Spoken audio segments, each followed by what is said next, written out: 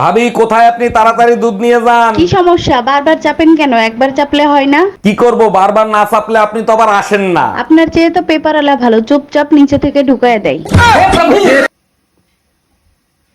fish দিয়ে রান্না রৌ fish দিয়ে বোনা রান্না হবে কাঁচাটা মধ্যে দিয়ে বোনা রান্না হলে রৌ fish রান্না হবে বোনা রান্না ভালো লাগে